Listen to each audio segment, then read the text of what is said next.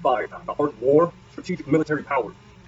In general, commanding a large number is like commanding a few. It is a question of dividing up numbers. Fighting with a large number is like fighting with a few.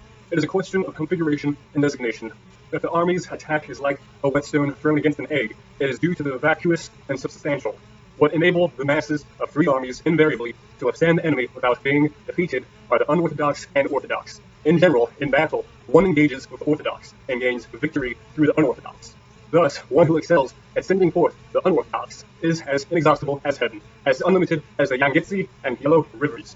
In warfare, the strategic configurations of power do not exceed the unorthodox and orthodox, but the change of the unorthodox and orthodox can never be completely exhausted. The unorthodox and the orthodox mutually produce each other just like an endless cycle.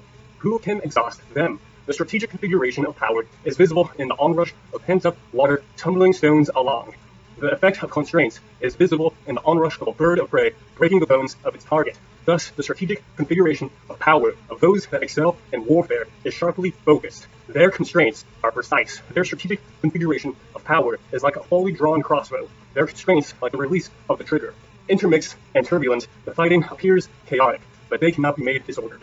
In turmoil and confusion, their deployment is circular, they cannot be defeated.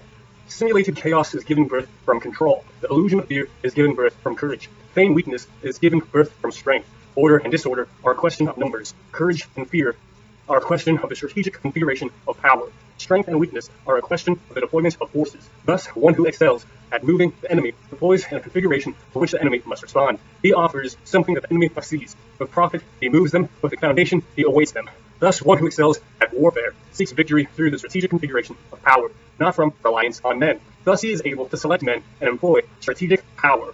One who employs strategic power commands men in battle as if he were rolling logs and stones. The nature of wood and stone is to be quiet when stable, but to move when on precipitous ground. If they are square, they stop.